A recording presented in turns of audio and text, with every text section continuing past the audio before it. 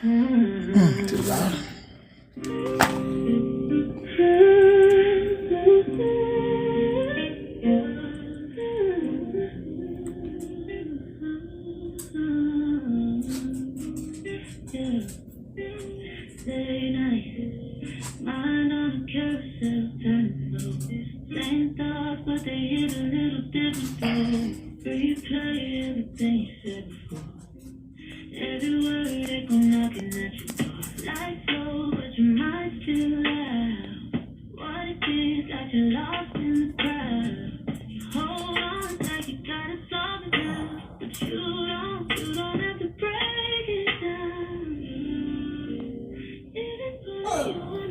Good evening.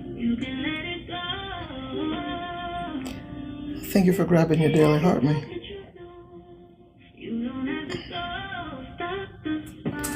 Onyx Productions, welcome in.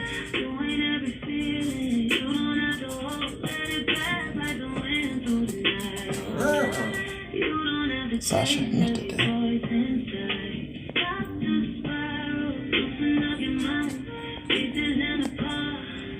Not tonight, girlfriend.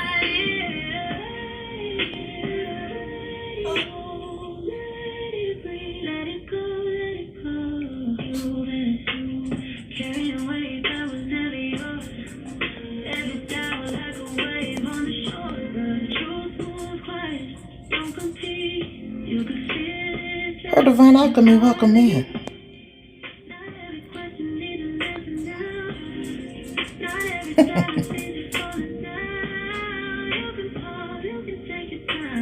Diamond Taylor Brown, welcome in, sis.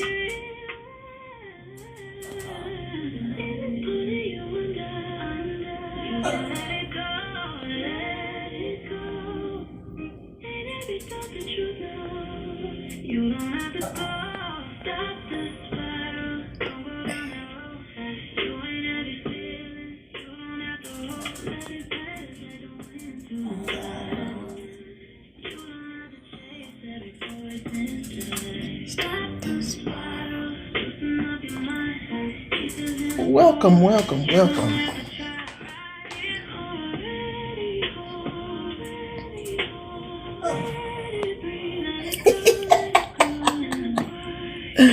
Stickers.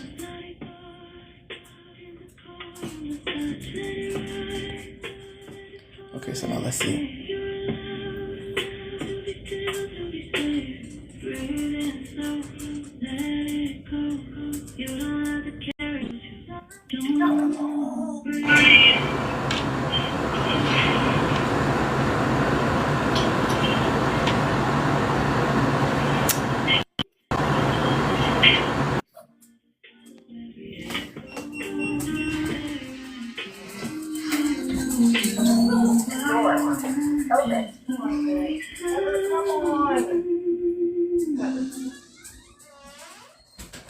Welcome in, welcome in. We're tapping the screen. I hate to say getting your daily heart rate because, we don't know what TikTok is going to do. Good evening.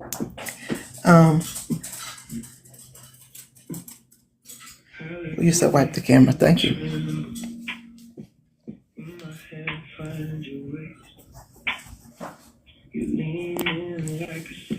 Oh, I just swiped to the big words. How was that now? Good evening. Okay. Let me see. My phone.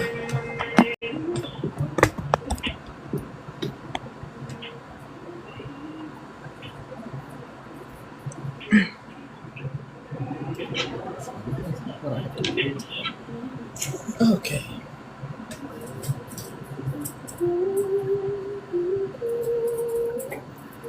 We're going to give it a couple of minutes. Maybe I'll start at 3. Thank you for the gold coffee.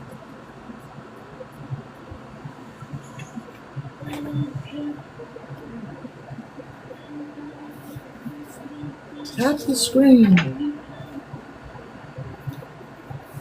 Y'all nervous? All the papers? Oh.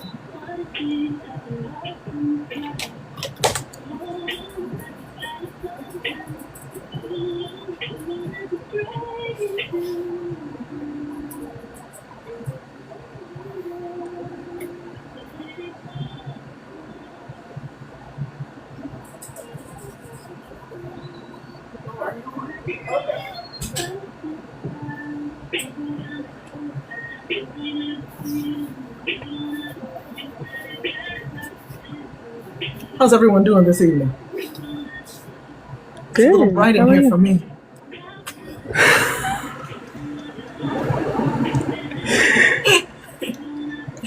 Ooh. Oh, you know what? Let me plug in my. Maybe this will help. There we go.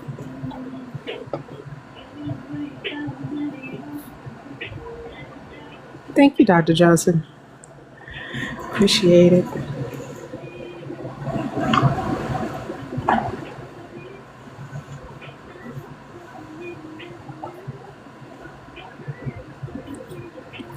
If you're just coming in, welcome, welcome, welcome. Who didn't I see? Maurice Prince, welcome in. Oh, Shayna like Dana. I love that.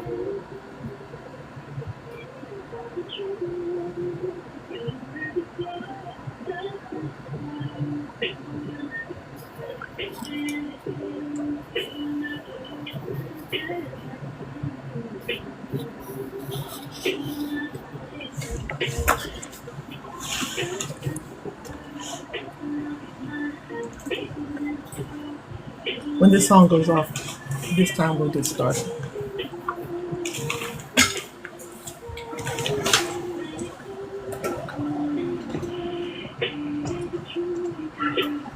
You know what? After all that, I put the board up here. Okay, who remembers what I was supposed to do? Pop quiz.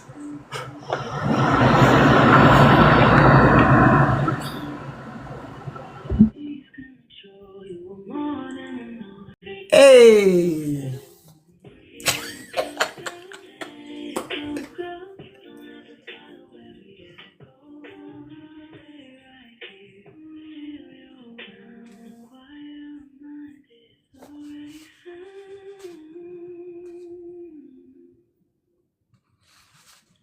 Pause.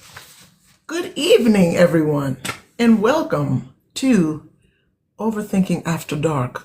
I'm your host, Elle, and I am feeling very excited on tonight. We are having a conversation about the intersection of neurodivergence and overthinking. I have done a lot of research. The cat is excited about it as well, but and I have learned quite a lot. And I'm I'm more than hoping, I'm sure that I will be enlightened tonight with my two guests. What I would like them to do is I'm going to give them an opportunity to introduce themselves and share, in addition to, who you are, tell us what qualifies you to discuss this topic tonight. So we'll start with something you can use. Alrighty, hello. Thank you, everyone, and hello to everyone I haven't gotten a chance to tag in the comments. Hello, I am something you can use, aka Shayna like Dana, and I am a late diagnosed neurodivergent person, and so I have autism spectrum disorder, level 1, as well as ADHD combined type. So I got my diagnosis just last year, and I am in my late 30s. So it's been a long journey to get here, a long journey to understand myself and understand why things are the way that they are. So that's where I'm coming from with this topic. Thank you so much. Hey. So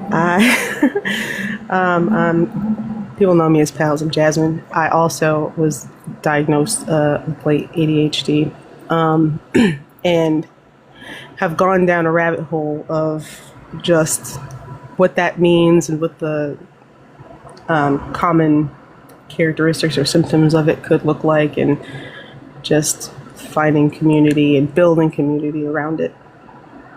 And I'm 40 now. I learned that I had ADHD in my mid to late 30s.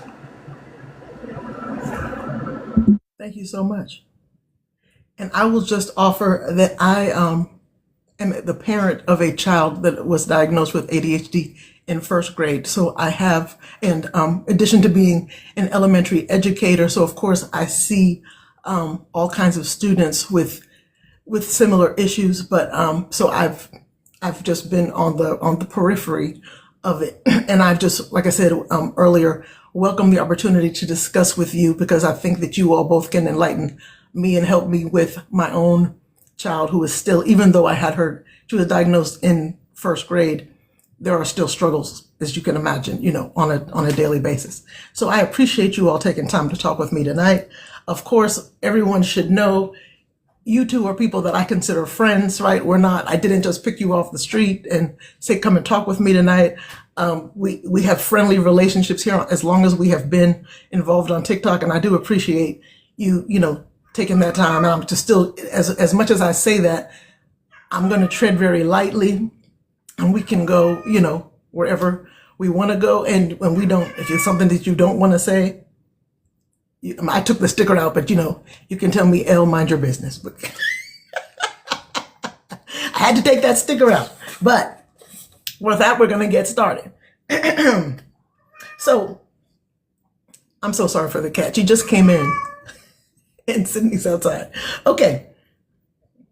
So I guess we'll start with Shayna, because I'm sure each of your stories are unique, and we're going to talk maybe about the differences and then see where they are parallel. So tell us your unique story about what growing up was like for you when you realized your brain it operated differently than other people.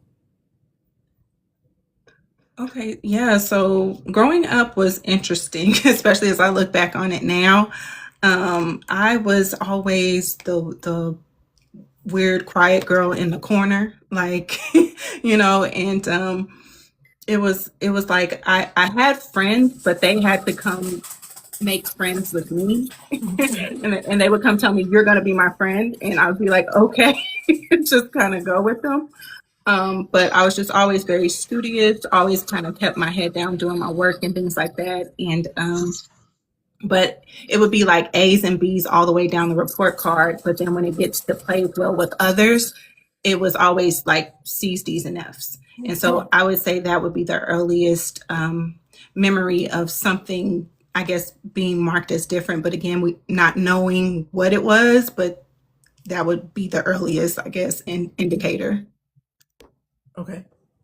I didn't know they gave grades for social. Yeah, it was on my report card. And when I grew up, I started school in California because I was born in Oakland, and went back and forth between Oakland and San Jose until I was about 5 years old. So I started school, like preschool and kindergarten there. And then when I was 5 years old, I had to come back to Oklahoma, where my adopted mom is from. And I continued the rest of my school career here in Oklahoma City. So, okay, thank you for that. Pals, would you like to share your unique story? Do you need me to read it again? Sure, why not? Tell us your unique story about what growing up was like for you when you realized that your brain operated differently from others. Okay, so I think I don't know that I ever considered like my brain was different. I just thought like I as a person was different. But like kind of similar throughout school, I was always the quiet kid in the back. I tried not to bring any attention to myself. I always hated having attention on me. And like I was the opposite. My grades were not good, especially for like math and stuff. My grades were always bad. Like I think since third grade I was in summer school like every year just because of math. But the other stuff that I was interested in I was really good at. And so yeah, I think mostly it was interesting because now that I'm looking back as an adult, I did get some feedback of like, oh, she has an attitude or she talks back a lot. And I think at the time, especially since I was a quiet kid, I was like, I'm asking clarifying questions and I'm not getting answers. But okay. And so, yeah, I think again, but I don't think I ever looked at it as like, oh, my brain is different. It was just like growing up, like adults don't like me, and I don't know how to fix it. So, kind of thing. Okay. So, of course, we met because in my room we discuss overthinking, and that's where we find ourselves several nights a week. So that's what I came to understand, that there is an intersection. And to be honest, even when I asked my daughter the other night, I said, "Do you overthink?" And her answer was, "Yes, don't we all?" And so that made me think, okay. And as I was reading, I said, when I was reading some of the things that the neurodivergent community goes through, it sounded like overthinking, but I said it can't be the same because I don't consider myself to be neurodivergent. I just know that I have a habit of overthinking. So I want us to kind of paint the picture tonight. How would each of you, and we'll start with Shayna again, describe what overthinking feels like in your body or mind? Not the thoughts that you're having, but as far as the mechanism. That's a good question. I'm gonna try my best to answer it. So, what it feels like, if you can imagine, just like some mechanical cogwheels turning and turning and turning and turning and turning, like nonstop to infinity. That's how I would describe it for me. Okay. Goodness. I think for me, it genuinely feels like being pulled in multiple directions all at once. Because my thoughts are literally usually doing that. It's like once I lock in on one thing, my brain's like, yeah, but you also have that other thing that's actually due before that. I'm like, shit, okay, let me go do that. And then it's like something else grabs my attention. Then there's like an hour gone. I'm like, crap. So like, I think overthinking has a lot to do with just sticking to something and actually following through on it. So both of you, thank you for those answers. Did both of you discussed being diagnosed later in life? So did it change when you realized after 30 plus years in both cases that you had a diagnosis, that what you had been dealing with had a name? Did it change how you understood your overthinking? Or did it just give a name to something that you already knew? Shayna? Yeah, I know you're gonna get me for this answer, but it's a both and. It's a both and. You have permission tonight. Thank you. So, basically, like my journey to get the diagnosis, I took part in a lot of they call it self-diagnosis, but I think like it's more accurate to kind of call it like a self-assessment or self-identification. But I just randomly was scrolling on YouTube and saw this lady talking about her experience with ADHD. You know, I'm open-minded. I like learning about different people. But when she started talking about it and sharing her story, I was like, you're providing language to things I don't even know how to articulate. And it's very specific happenings within my life. So much so to the point that, you know, I think I might be dealing with the same thing. And so I went down that rabbit hole of ADHD. And then these videos about autism just kept popping up. And I'm like, okay, let me learn what it's like from that perspective. And it got even more specific for me too. So long story long, basically, I went through that process of self-diagnosis, and I was able to take that information and use it to make a case to pursue formal diagnosis, you know, going through a therapist and then through a psychiatrist in order to get my formal diagnosis. So that would be the way that I say it's the first half of the question. The second half of the question, did it change the way that I perceive it? I would say yes, in the sense of, instead of me like feeling negatively about myself or punishing myself for things that I literally cannot do in a certain way, it's sent me on the path of doing the work of being more patient with myself and extending grace and understanding to myself. So hopefully that answers the question. No, it does. And if pals, if you don't mind waiting to answer, because you're taking me on you're making me think of something, because in both of your cases, if you finish school, right, you finish school, even if you army crawled to graduation or whatever you did beyond, beyond graduation, for after school, it seems like, just me, you might sigh and say, phew, so what were the other struggles that you realized that you were having that made you still see it through to get to when you needed to get diagnosed? I'm sorry, can you say it a different way? Like somewhere between graduating school and I'm not sure what you did after school. I know you taught, so you went to college, and you said you were a pretty decent student except for the social part. So was there just something in you that, even having been successful in school and having a degree and working, were you still struggling? In what ways were you still struggling that you decided that I need to see what this is about? All right, I'm tracking now. I started losing money. Okay. So I started losing jobs and things like that. And so I'm trying to get down to the crux of it, because I was like, I'm watching these money bags grow legs and just walk out the door, and I'm just like, I don't know how this is happening. Why am I, continuing to have this happen and allow this to happen? And so I started also thinking about school, because I started flunking out of school, because the second part of my question, see, my problems with math started in 6th grade. So that's when I started flunking math and having to do 5th hour and summer school and everything to make up credits. And fast forward, so I did graduate high school on time, but fast forward to college, I was supposed to graduate a semester early with my bachelor's degree, but I ended up graduating a semester late because I couldn't pass math. I had to take math 4 times. And it was just a gen ed, but I couldn't pass it because that was where my deficit was. So I initially was going through school just thinking it's a math deficit and that's it.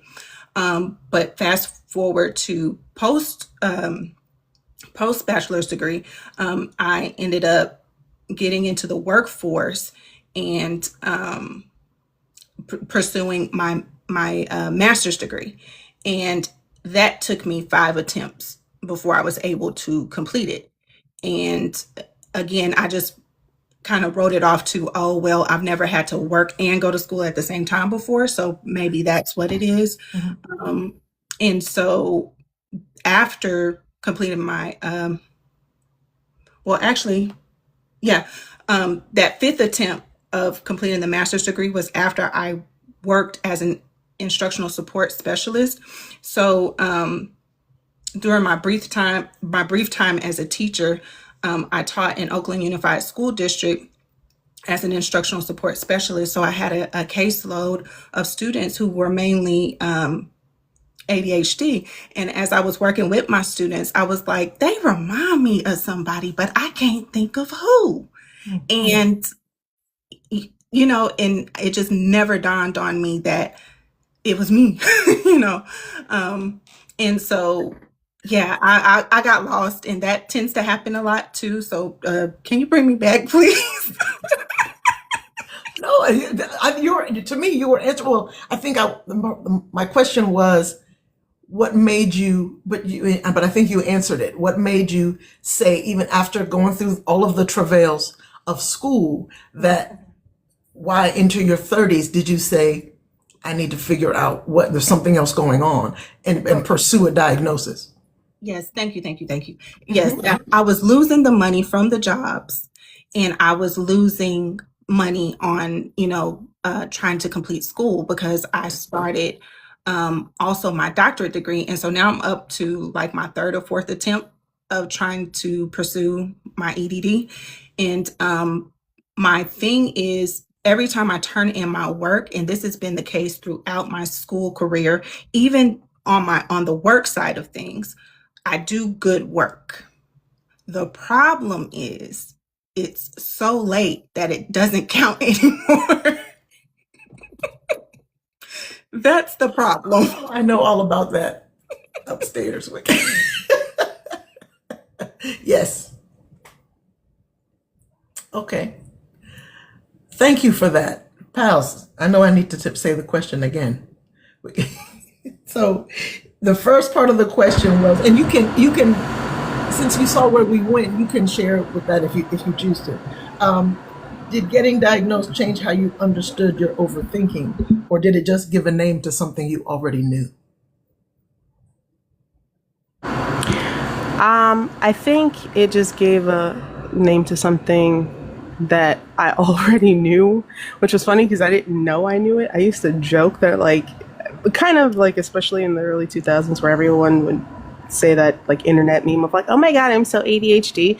And like, that was me. But at some point it did become a thing where it was like, it's, it's becoming a thing. But I went and got diagnosed because, well, for a different reason. I actually went for depression, but also I remember telling the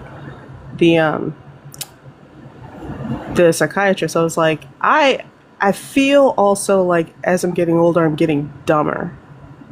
And like after a lot of questions and evaluations and stuff, it was like, you're not dumb. You have ADD. You have ADHD, and depression, and anxiety. So I was like, oh, great. But as far as overthinking, I don't think it changed much because the things that I overthink about the most, I think, still are the same, always have been. And it does seem to be things that a lot of other people overthink about too. Like, for example, in some of the things that you talk about in your live streams, when it's like overthinking the text message, or overthinking like, am I going to be annoying if I ask again, or like that, those kind of things, you know? Okay. So you're leading me naturally right up to the next line of Sorry. question. So for well, since both of you have ADHD, because it says, is your overthinking more like racing or scattered thoughts, or does it loop on one thing in particular? Oh, I'm sorry.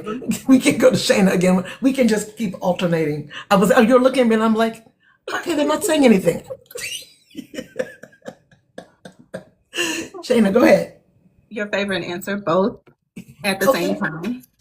Mhm. At the same time. At the same time. Yeah. And for me too, it's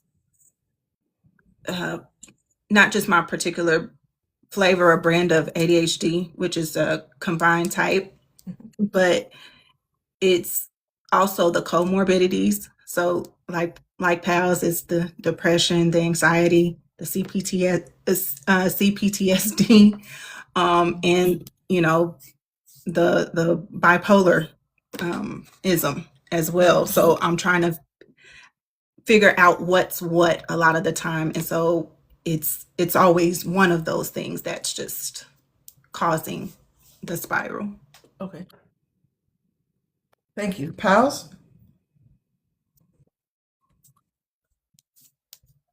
I forgot what the question was.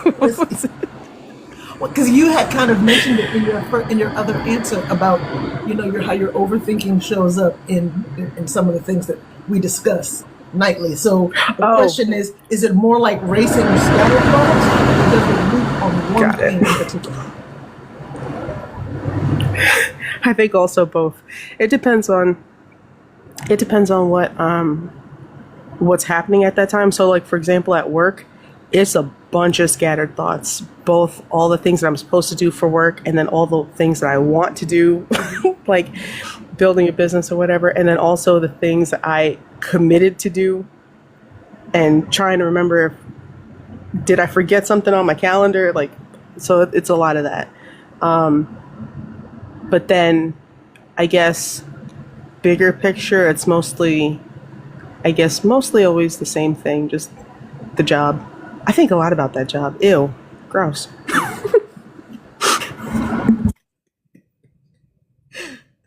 So Shayna, for you, because you have the added exceptionality, right, of being on the spectrum, does a lot of your overthinking play into the social replay? Are you dealing with how you're perceived, what somebody's thinking about something you've said or done more than another person would? Possibly. Okay. Absolutely. Okay, so I don't know how many people have seen Insecure, or more specifically Awkward Black Girl, which was the web series that Issa Rae had prior to Insecure. You know how she would be like rapping in the mirror, and Yes. that's my Okay, life. guys. That's my Okay. life. Or like the episode with her, with the girl who ended up being her best friend when they first met each other, and they kept passing each other in the hallway, and they both thought each other had an attitude problem, but then they realized they were just both awkward, and then they became besties. That's my life. You're gonna make me start watching that again. That was a good time. Thank you. Let's talk about masking. So for people in the chat who may not know what that is, what is it? Because the question goes into how does it play into your overthinking? So let's first define it. Pals, you want to take it first? Basically, the best way I can describe it with my limited knowledge, I guess, is like having to, like, conditioning yourself, I guess, to behave and work in a way that is societally deemed normal, even though it's not necessarily normal for you, and in some cases can be kind of detrimental. And maybe not, but like it's an actual like extra effort that you have to put into being seen as normal, I guess, as possible. I put that in air quotes for anyone that wasn't looking. Shannon, do you want to add anything to that, or did she cover it pretty well? I mean, of course, Pal's covered it very well. Thank you for that. I would add some color to it, though. It's similar to, or at least for me, it's very similar to the ways in which we have to, mask and code switch as Black folks and people of color. It's like you have to be one way, or at least you feel like you have to be one way in front of other people in order to be accepted or respected. And then when you finally get to the comforts of your home, you can really just like let everything down and just be you. And I didn't realize how much energy I was spending on that, but I've been doing it so long, I don't even remember starting it. It was just on autopilot for me. Right. It just sounds exhausting. Because I mean, it's exhausting anyway. Just like you said, just to go into work and be a certain way in a neurotypical situation. So I can't imagine doing it and then having your mind is racing at the same time on all the different things. Let's get into. So I really want us to talk about what is the difference, and maybe it's hard for you to know, but when we talk about overthinking, obviously my overthinking is different from yours, so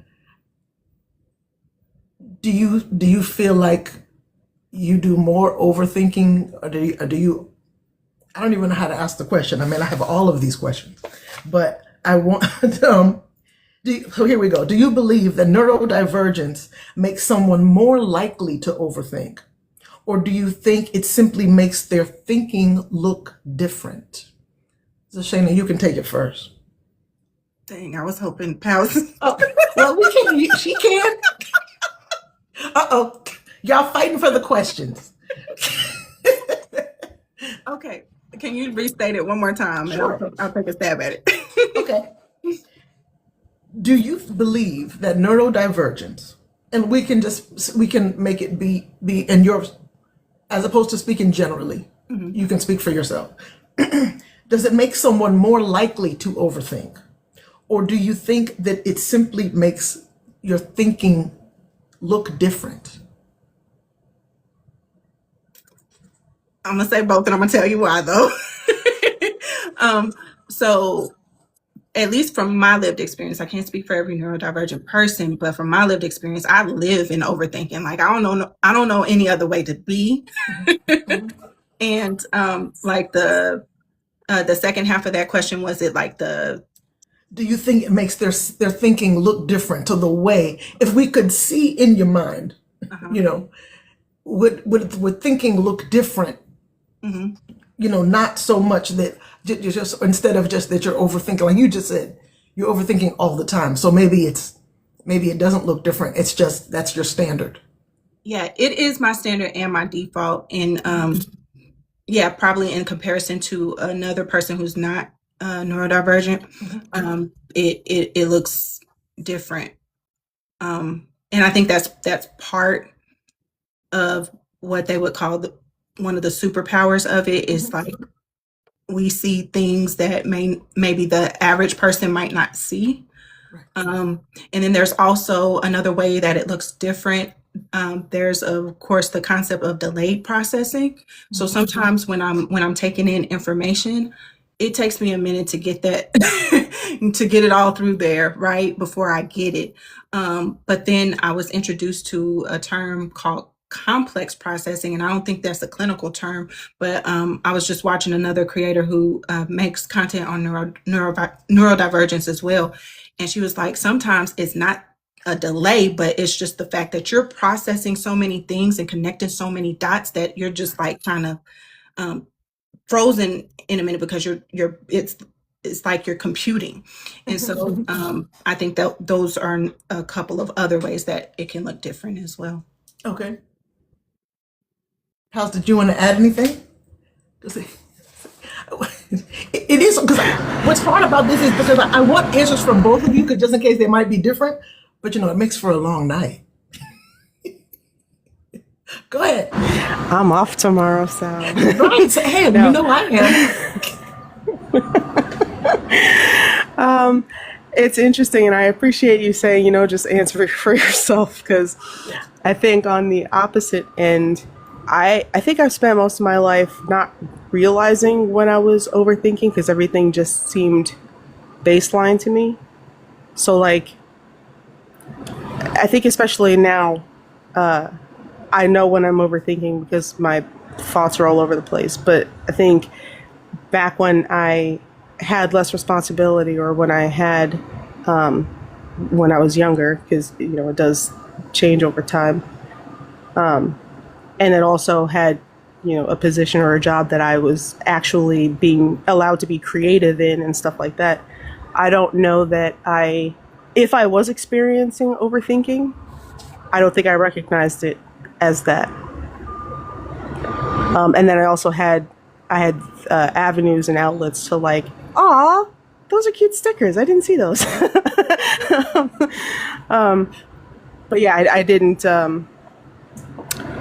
If I was overthinking, that I had something to actually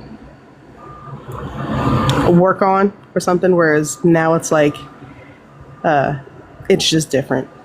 So for me, I wouldn't say that my baseline is overthinking, usually.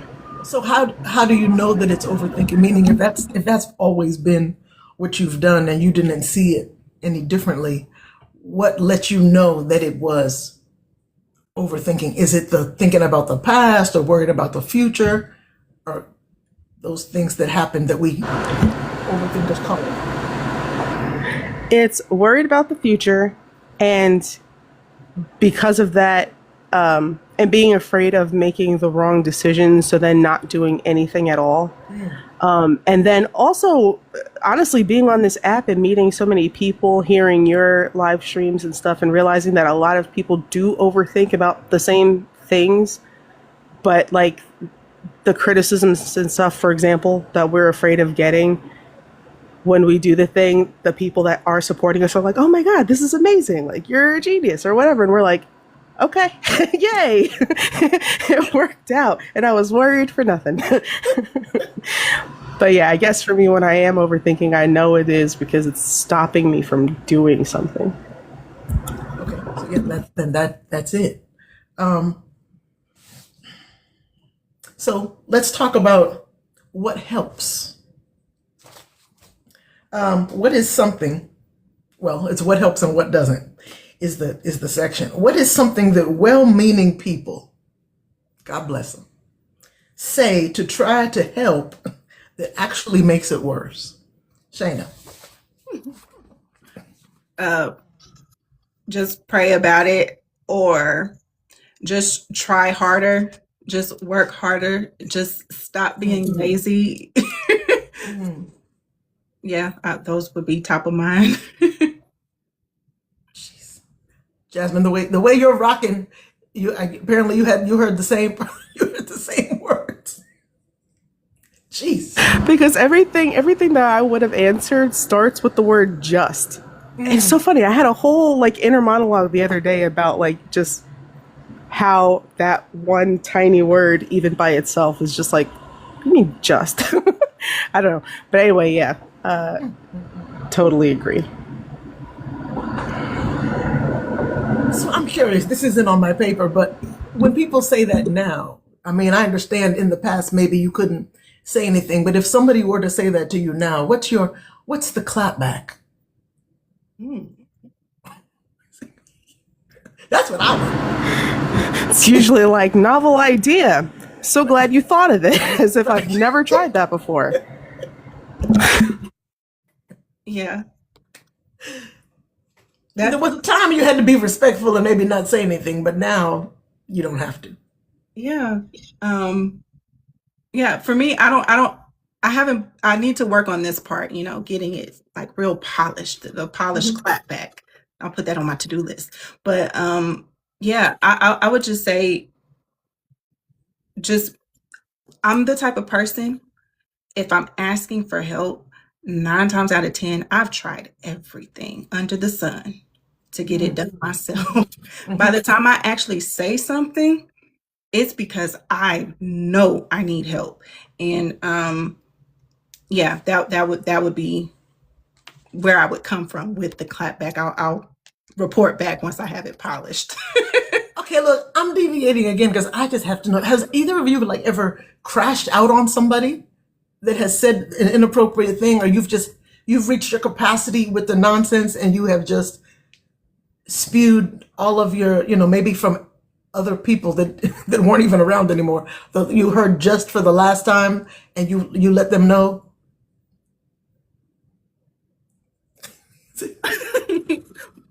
While Pals is loading, Dr. Johnson said a good crash out is needed at times. Amen. I was going to say, while Pals is loading, because she is. I will say, fortunately, because I've had plenty of crash outs, but in this specific scenario that you've laid out, I would say, unfortunately, no, I have not crashed out near enough by it. Because again, this is a new diagnosis for me, being like just a little over a year old. So I didn't even have the language or the knowledge to know, and a lot of that negative self-perception, that negative self-talk, just didn't even allow me to defend myself, Okay. I started to say yes, but then when I really think about it, I thought of, I'm like, I have been direct with people when I ordinarily necessarily wouldn't be. There's a lot of times when people try to give advice, or when they assume you haven't thought of something or you haven't tried it. And I think ordinarily my answer would just be like, thank you. I'm also a people pleaser, so I have been, or a recovering people pleaser. So there have been times when I've like allowed people to feel like they were teaching me something that I already knew because I've already been there, I've already tried it. And so now I've gotten to a point where, even though it's scary, sometimes I will say to the person like, I have actually tried, like there's a lot of stuff that you don't know. You haven't asked me any questions either. You've made an assumption. And a lot of times, sometimes I don't have to say anything else because they've realized they've overstepped, and they'll be like, "Oh, or they'll course correct." I've had to do it a lot at work. I'm not gonna keep mentioning it. I promise you, I'm not going to stop. But but I think being in a position where I don't want to have that conversation. Is Sharita in here? Hopefully not. Don't tell her. Don't tell her. I said, God dang it. Okay. Well, anyway, not wanting to have those conversations, but being put in a position where now it's like, I have to, otherwise we're gonna keep circling this thing where you say something to me and I'm offended and I'm not letting you know. I guess my brain initially was like, yeah, you've crashed out, but no, I haven't. I've asserted a boundary. I was just going to say that's the boundary. That's what we talked about the other day. And you have an extra reason to have one. So might as well make it plain. Okay, now I'm back to the script. That was great. Okay, so we'll go back to Shana. Have you found any tools, medications, or practices that help? And were any of them designed with neurotypical brains in mind, requiring you to adapt them? That's a lot. We can take it, the first part as so let's just first deal with the tools that have helped. Tools, medications, or practices that help you with your thinking behaviors. Yes. So as far as tools, okay, tools. Those fidget spinners. And again, remember I was saying I had that stint where I had the caseload of students with ADHD. They would get like real distracted sometimes with their fidget spinners and start using them in, ways that were more distracting them than regulating them. And so sometimes I would have to take them.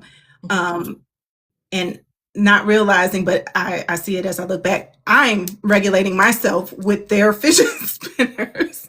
So I keep a couple with me. Yes. Stress balls, but I always lose those. I also tend to use like focus music, ambient noise, stuff like that. I even created my own like a lo-fi music channel on YT. It's not many videos on there, but I've been getting back into listening to that to help me get things done. It's called Focus in Vibe. So it's focus, the letter N apostrophe vibe, if you want to look it up.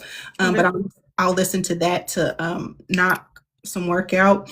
So those are the tools. As far as medications, I did make the decision to start medication. Of course, there's no medication to address the autism side of things, but the ADHD side of things, I was struggling so much with work and school that I was like, I need help.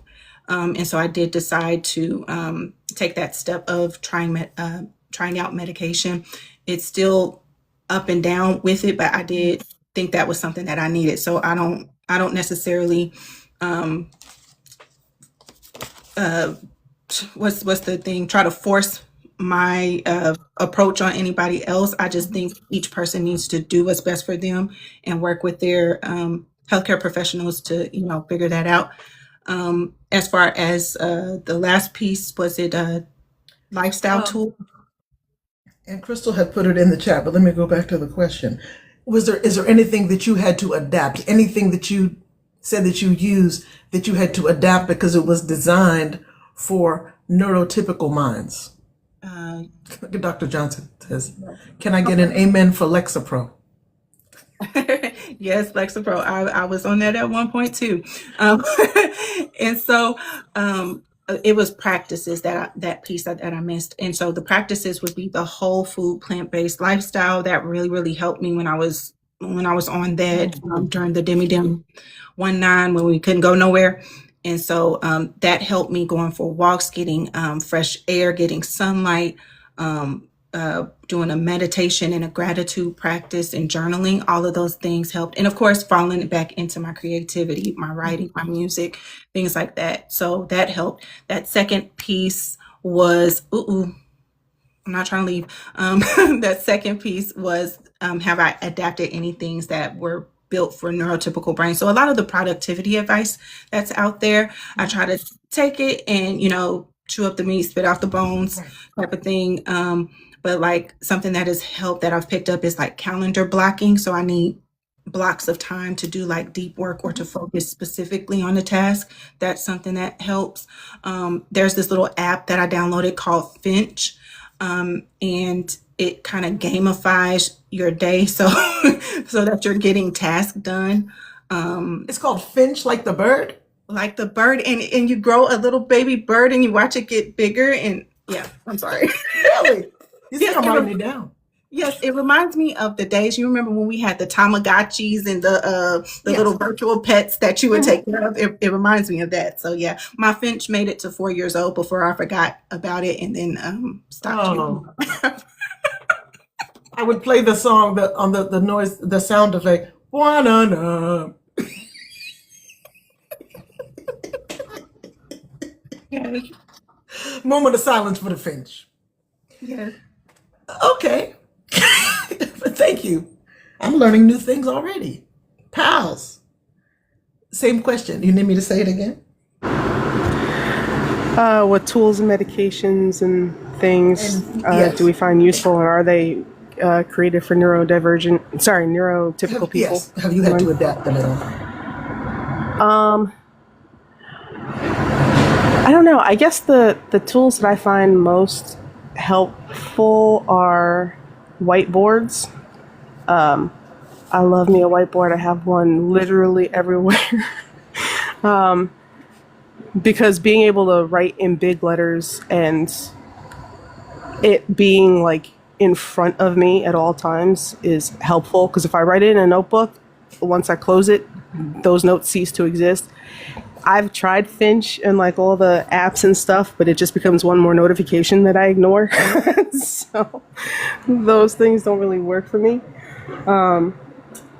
But so whiteboards, NeuroGum, actually, shockingly, but I guess it shouldn't be shocking, but it was to me. What else?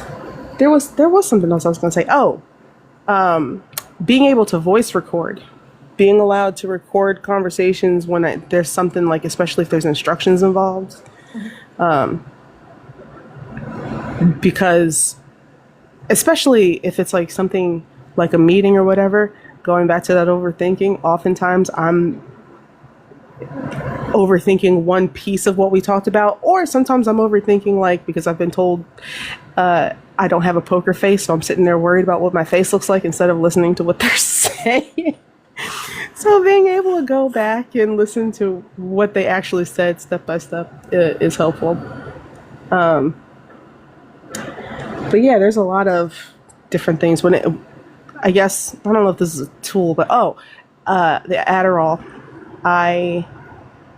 It does stop working after a while, but I noticed like if I don't take it for a while, which is not good, you probably shouldn't do that because it messes with your brain chemistry apparently, but if I don't take it for a while, and then there's a day where I'm like, I can't concentrate on jack.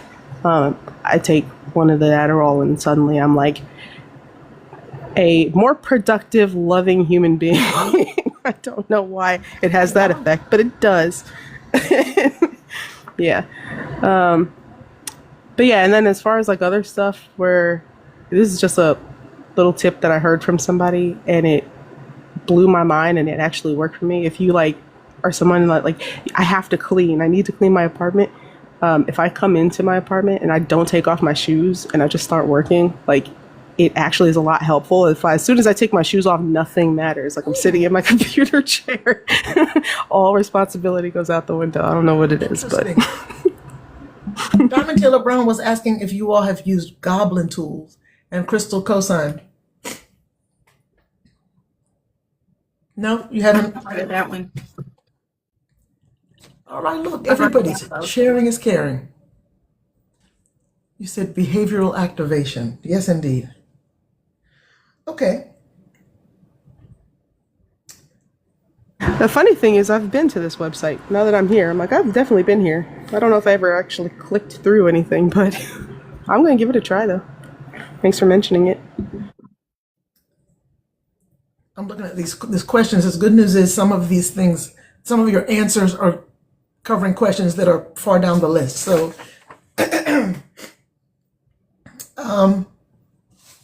let me ask you this. I'm in the daily life section. How can you tell the difference between something that is a real concern and an emotional spiral? Shayna, we'll start with you. Real concern versus a spiral. I don't know. I'm still doing the work to figure those things out. I will say this though. I try to focus on what needs to be done, you know, in the day. Like I have to do stuff by timelines, Yes. which I struggle with time blindness. And so that's how I would do it. Like what needs to be done today. Yeah. I lost my words. Pals? I think for me, a real concern, especially now that I have the help of like a chat or a Claude or something, I think a real concern is something that I can like troubleshoot. Whereas a spiral is just like I'm frozen. Like I'm not, I don't even have the bandwidth to like maybe even ask chat because I know it's going to give me a whole bunch of information that I'm just like, I can't. I'll ask a question and then close the laptop. So like, Answer be there when you wake I up. feel like in the morning. concern I could do something with. A spiral, I kind of feel like I just got to write it out or figure out a way to somehow hulk my way through it. I don't know. Okay. Thank you for that. So, in your current work life, was it hard to find something that you enjoyed doing? Pals, we can stay with you and give, because we've been going back and forth like a tennis match. We'll let you answer 2 questions and give Shayna a little breathing time. Okay, you said, was it difficult to find something I enjoy? Well, we already know the answer because you said you didn't enjoy it. So let me rephrase for you. Because you obviously you have to work, right? You have to eat, you have to live. We all like nice things. So you have longevity on your job. So obviously you're there, you're doing it well. Nobody comes and brings you the cardboard box and says, it's been nice. So what did you do to find a job that you can do well, that they obviously value your, what you offer them? And well, I won't go the and. We'll let you marinate on that for a minute. That is a complicated question. Crystal's asking, what field are you in? Local government, but like I'm a legal coordinator and an annual disclosure analyst, which doesn't really mean a whole lot. Like I open cases and I do some other, I'm in Excel a lot, but it's just a lot. Yes. But it's interesting because so it's fascinating. When I started working there, I will say most of the jobs that I've ever had, I usually excelled at. This is the job that it's like, I am, first of all, it's a tiny office. And so when I first started working there, I was working directly under the executive director. And I used to joke that I think she forgot I was back there because like I wouldn't see her and everything. And I did my job and there was no problem. And then after the panini, things kind of like duties kind of shrunk and stuff. So then I went into the annual disclosure unit, and now my boss is one of the attorneys who I don't think has ever managed anybody. And I always joke, I'm like, I'm not even going to say that, but anyways, but we don't work the same way. And I told her when I started that I had ADHD, because I know how she works because I watched her as an attorney. And so part of the reason why I think I'm still there is because I remind them that I have ADHD, and B, I actually tried to get like a actual accommodation for something that they made me jump through hoops for, denied, but then still didn't make me do the thing anyway. Mm-hmm. So like, it's one of those things where I kind of feel like I'm there because if they mess with me too much, it may be a lawsuit. Right. Frankly. But it's also an office where it's like, it's small enough and we all have our own offices where it's just like, it's easier to just forget the person for a while. Okay. If that makes sense. Mm-hmm. So if out of sight, out of mind. Out of sight, out of mind, but also like, because my manager, my current supervisor is a micromanager, once I've told her like, let me do things my way, it did lighten up a bit. But okay. Yeah, I think it's I'm not only there because they're like, she's so great. It's more like we gotta be careful. If I'm being honest, I think that's what it is, frankly. They gonna miss you when you're gone. I don't even care. I'm like the play. Anyway, never mind. Okay, Shayna. Yes. You want the same question? I think I said. Let me say it again. In your current work life, was it hard to find something that you enjoy doing? Oh yes, it's been a long road to get here. I've lived many lives, career-wise, but now I work in corporate training and development, and I support currently data, AI, and now leadership training initiatives, and so it how can I say it? I tripped and fell and became an instructional designer, and so it's been good for me because it allows me to flex that creative muscle. I get to design things and make them look nice. I get to do like things with information architecture. I get to learn, different skills and different concepts and things like that. So it really, really does feed that part of my brain and my skill set. And I lost my words, but it also allows me to do deep work, and uninterrupted work, and it kind of covers me in that way. When I was teaching in the classroom, the problem was I enjoyed the teaching part of it. I enjoyed working with the students, but it was like the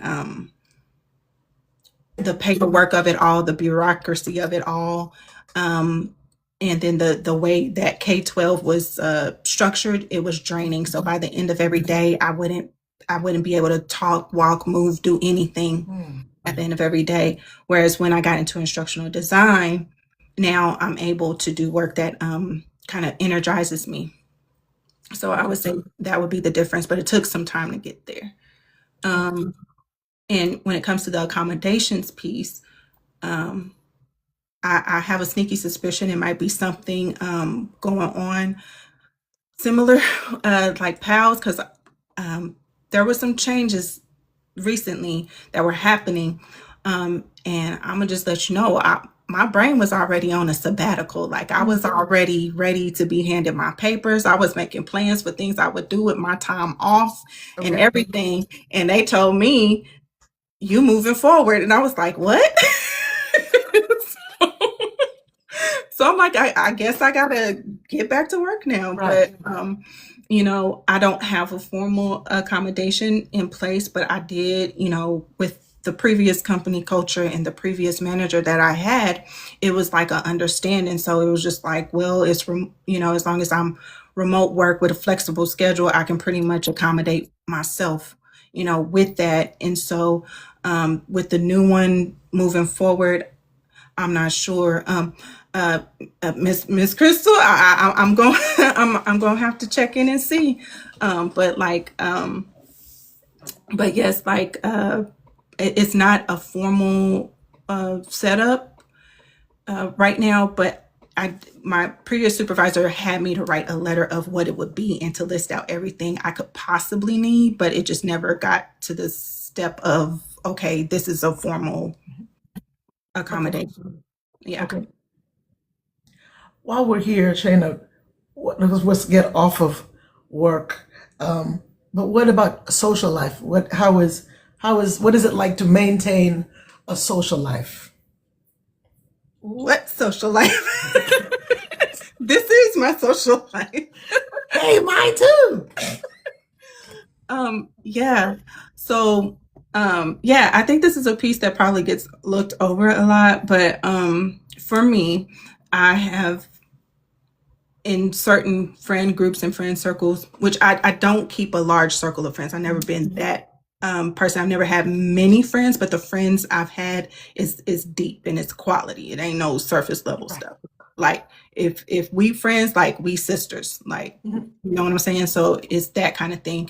And so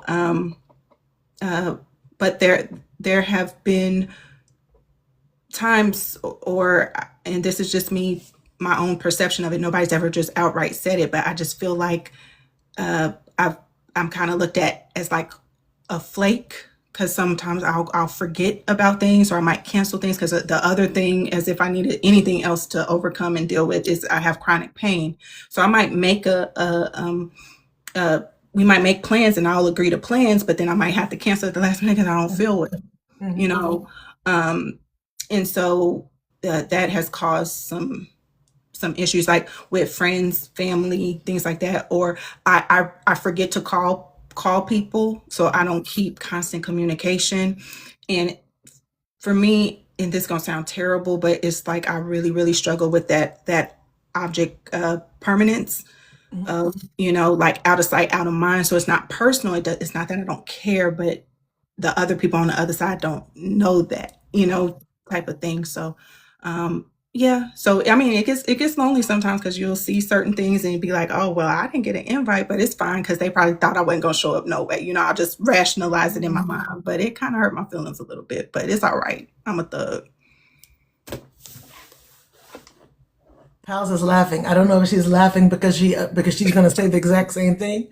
What you want to add to that, or is she the spokesperson?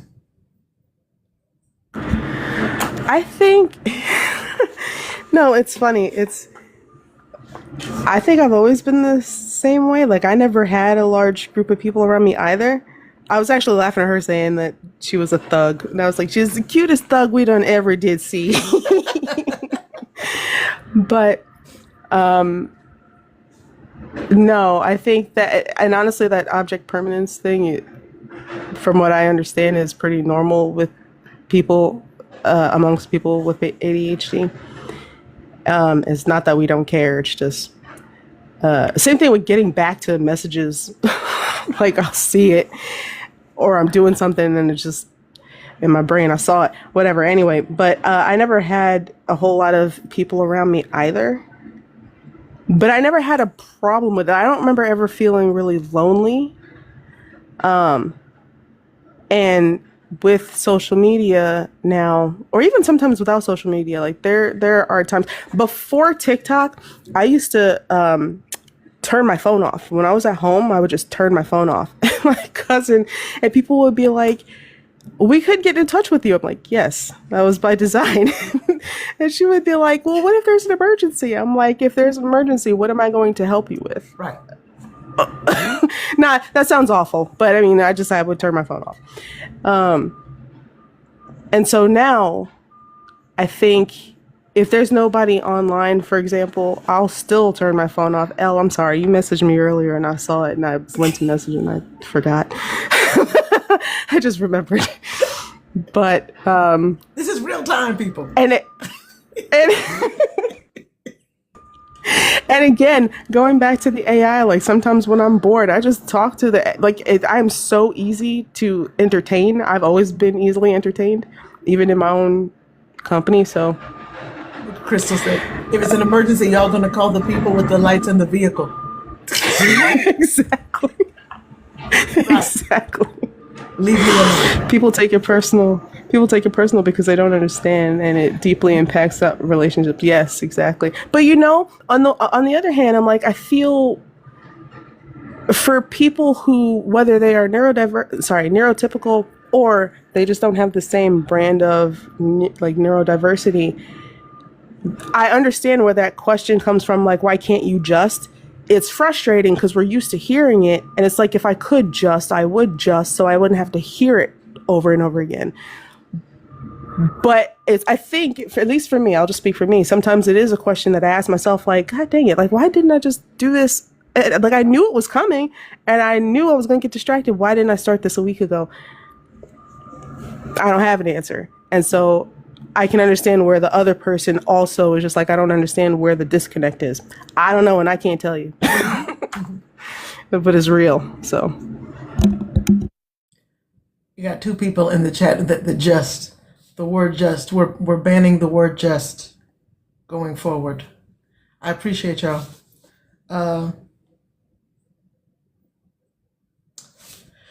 What do you wish that people understood about being neurodivergent?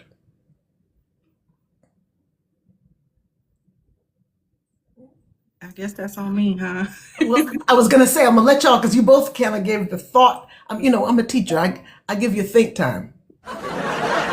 So you had that look. And so I was going to say a name in a minute, but do you want to go first, Shayna? Pals, you got something ready to say?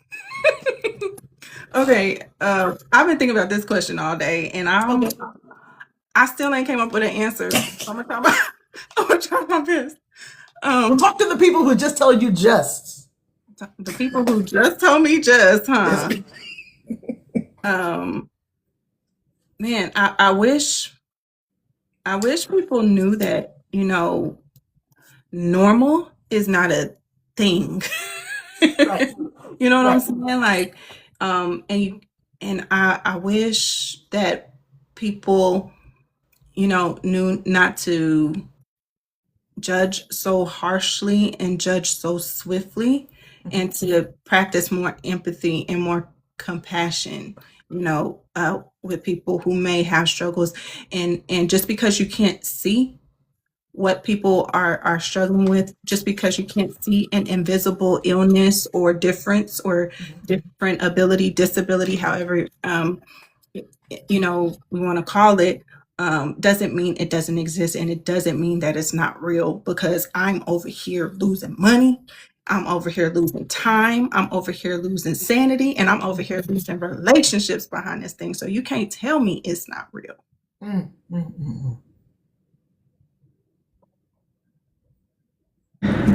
I guess I wish people were just more, I don't know, not necessarily that they need to be more curious, because like, if there's something that I don't want to deal with, I just don't, right? But I don't hold it against the person. It's just like, I have a limit of what I can handle, and I just don't want to be bothered. But like, for example, I promise you this is the last time, at my job, my boss is the EEO officer, right? And so, but she will say to me, like, you just gotta, like, you try harder. And I've had to have a conversation with her, like, that's not, first of all, it's ableist as hell. Second of all, when I tell you that this is something that I'm dealing with, you don't ask questions, and you haven't taken it upon yourself to educate yourself on what that means for one of your employees. You need to do better. And I will educate her if she cares, but she doesn't. And I'm like, between the rejection sensitivity and just not want to be bothered with her anyway, I'm just like, let me do my damn work the way I get it done. It's, it's one of those things. So it's either you got to be, not, I guess you don't got to do anything but pay taxes and the other thing. But if you're not going to be curious or ask questions, like Shayna said, at least be more compassionate and understand it. Like, we're not, again, it's not the things that we do or don't do are not to harm anybody. It's just, we don't forget on purpose, or like, I don't know. I think Shayna summed it up pretty well. I'm just having the thought. I mean, do you think that it is because it's nothing that somebody can see? I mean, if somebody rolled into the office in a wheelchair, you know what I mean? You automatically wouldn't have not only the same expectation for them to use the stairs or do whatever, but you also wouldn't, I lost whatever I was going. But but the point is, it's visual, right? You can see that, but neurodivergent people present the same as a neurotypical person. And so that's maybe where the disconnect comes. Because I know, again, and being a teacher, looking out across a classroom of children, it's easy to have an expectation for everyone to do the same. Why can't you just? And I remember when my own child was going through, the kindergarten year, that teacher there's no way that she did not understand why this little girl could read, but she wasn't finishing, any assignment. And, we didn't have a diagnosis then. But to me, what I have come to know of 25 years of doing this is, just assume that somebody has something that's not being said, right? I mean, maybe they don't know yet. Maybe it's just none of your business, and kind of mentally accommodate people. Like you said, have compassion, give some people what you would give them if you knew that they had something. Assume that there's something going on. Or maybe, you tell me, maybe it doesn't apply in grown-up world because maybe you don't want to be accommodated, in theory. I'm asking. Y'all both talking to me with no microphone.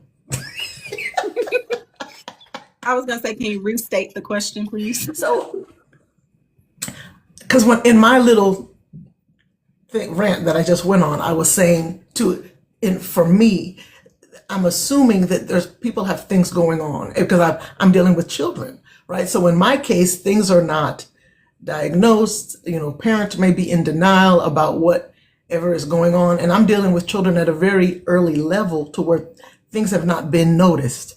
And so, to your points that you both made about people being accommodating, because we didn't talk about this, but I'm imagining you don't go onto jobs. I mean, well, it's still recent for both of you, but there's not a flag that you wave and say, hey, this is me. I mean, do you tell me, as I'm asking, did you just kind of go into a situation and see what goes on before you say, hey, by the way, do you know I have a different way that I'm thinking, so I have to do this a different way? Or do you say that at the onset and then hope to get accommodated based on what you've said?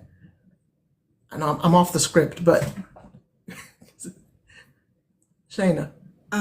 For me, I don't go in with that. Like I'll make certain statements or ask certain questions that kind of like, if you piece it together, you can figure it out, type of thing. And I'm also as well a recovering people pleaser. I'm in early stages of recovery, so I try to just go with the flow and get with the program. But yeah, I don't tend to do that, but it's a couple things in the chat that are related to this that I'm and so Dreams KC said my son completed work and then started a party. When I was in school, I used to get in trouble for finishing my work early too. I wouldn't start a party, but I would get in trouble for finishing my work early. And I'm like, but I'm done. Right. And then Crystal said they look at grades and be like, oh, they good, and not realize all the overcompensating it took. That's something else I would like people to know. And I think it also relates to this question is, you have no idea how hard I'm working to be this consistently behind. I think I think growing up, like the fact that I was so gifted in certain areas, mainly being like the English, the writing, the history piece of it, kind of blanketed every other area that I was struggling in.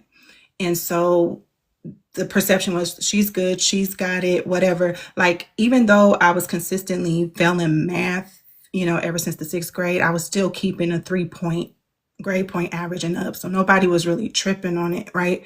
But it's just like, I had a conversation with a close friend, and she was just like, because she hadn't really done well in school. Like, for her, it was more like C's, and she was just fine with that. And her struggle was just to get, that. And she was like, but school's easy for you. And I kind of shared with her, I was like, well, not so much. Like, I wake up at like 4 or 5 o'clock in the morning just so I can get my reading done, or to make sure I'm rereading, or keeping up with things. And then I also stay later, or study later to keep up. And so I'm constantly working around the clock to try and keep up, and I'm still behind. And I don't think that's the part that people see, because she didn't know that. Right. Pals, did you want to add anything to that?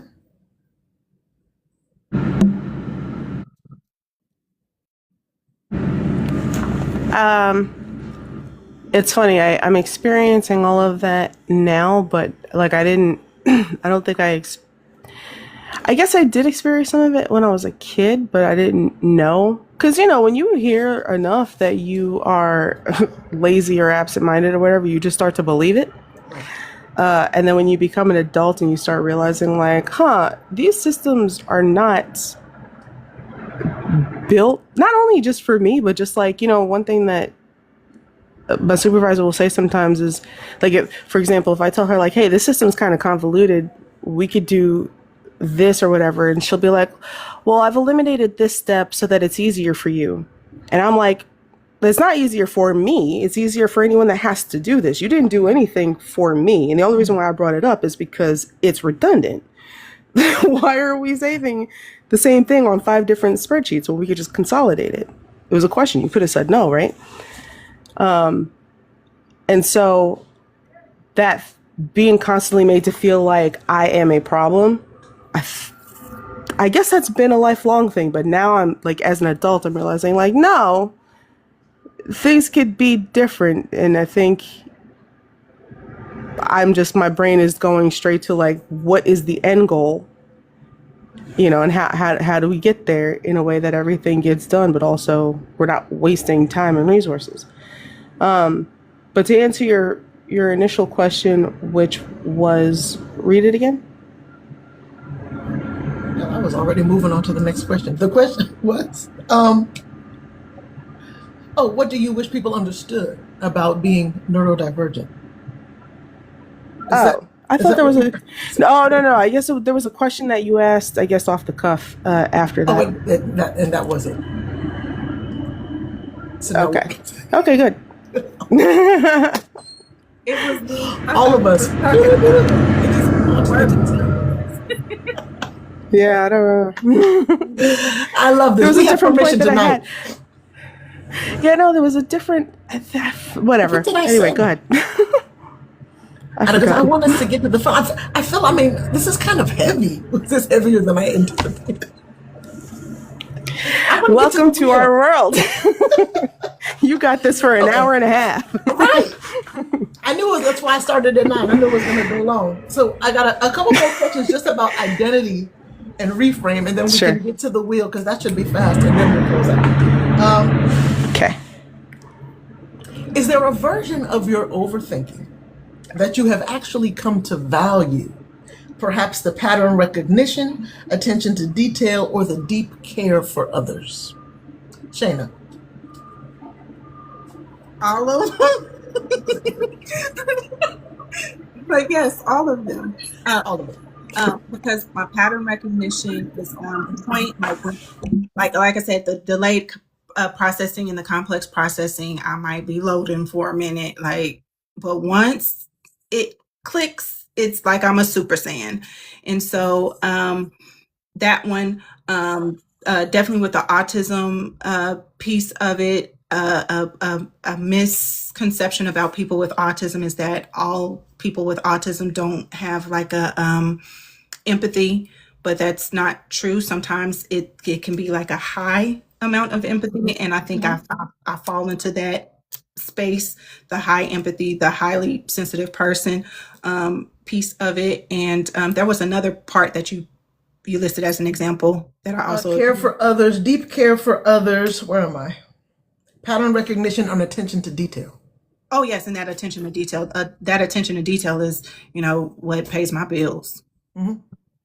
Okay. Fantastic. Pals? Is there a version of your overthinking that you've come to value? The pattern recognition, attention to detail, or deep care for other people? I would say also all of the above. It's funny, the pattern, sorry, no, the attention to detail feels like it happens more with like interactions with people and less with like things. But yeah, I would say all of them. Okay. Fantastic.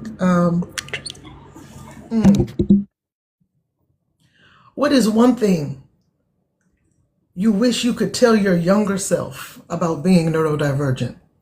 Shayna.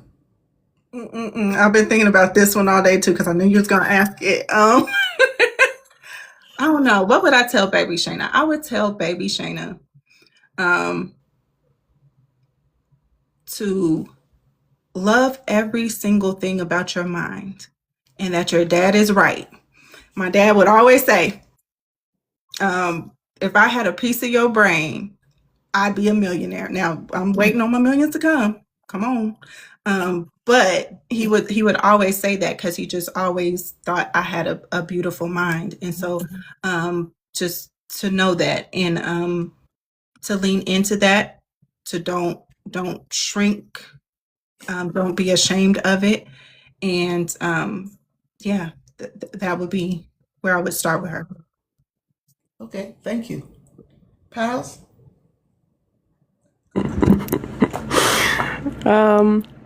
Yeah, I would tell her that she's not broken. There are expectations that are going to be put on her because of a system that was built to create workhorses. And your brain just works differently. And there's nothing wrong with that. And you are creative. So don't let go of that for the illusion that you have to like climb some corporate ladder or whatever. And listen to your gut more. Yeah. And drink more water. All right.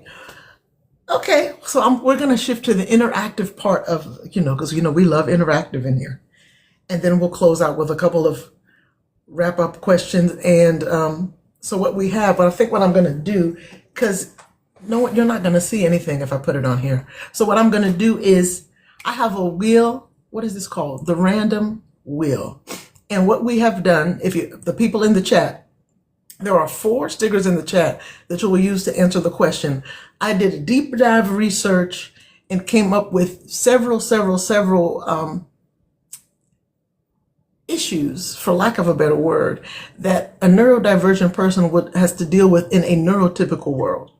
And I'm going to spin a wheel, and the wheel is going to land on one of those issues. And in the sticker box, there is an answer for yes, if it's something that you deal with, a no for you don't, a yellow circle for sometimes, and a toolbox for if you have, maybe had to deal with it, but now you have tools to cope.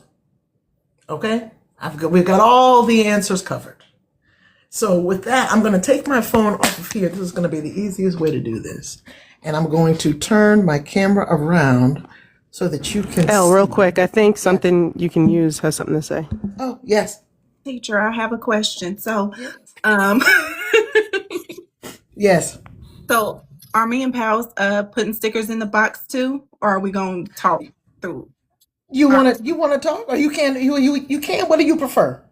It's your night. I don't know. I know we talked about having like a sign or something. We didn't do all that, so you can just maybe just leave your microphone on and just talk because because my chat is going to take their time. So Sounds good. so yeah, while the answers are coming up, because this should move relatively quickly. So you could just say yes or no, or whichever of your answer it is. That's fine.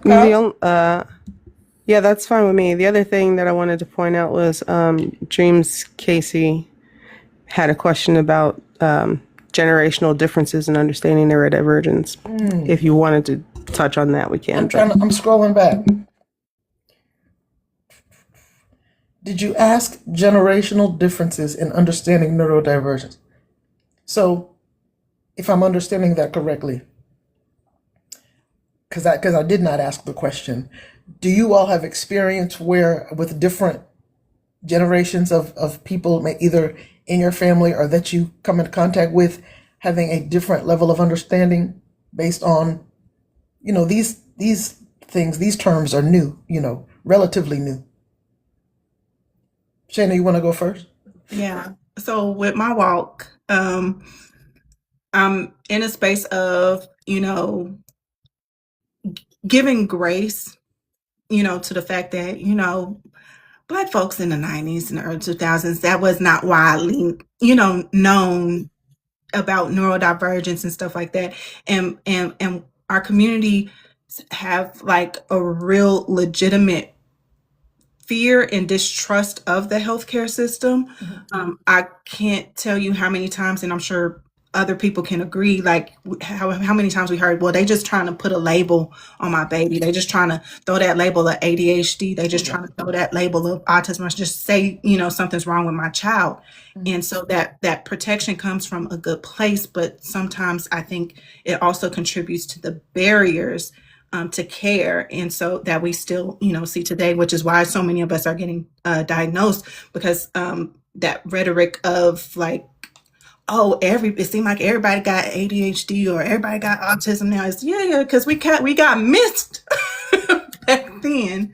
And so, it's funny because every year my family, because a lot of us tend to have birthdays in August, and so every year my family does our August birthday party, and I was late, of course. And so I get there and they're talking about, one of the young people in the family, possibly, being on the spectrum. And the good thing about the conversation was, they were, just talking about all the positive things, about how that child's, brain is so beautiful and how it, they're different and stuff like that. And you could see they were trying to find the language, and starting to understand the concepts. Okay. But the whole time I was sitting there, I was like, but y'all don't even realize I was Right. I was there too. So that was a long way of explaining, like I'm bridging that gap between holding space for the fact that they didn't know, and also acknowledging the fact that there were some things that were missed, some things that I didn't get, coming up that probably I should have. So, yeah. Okay, thank you. Pals? This is the generational question. Yeah, definitely.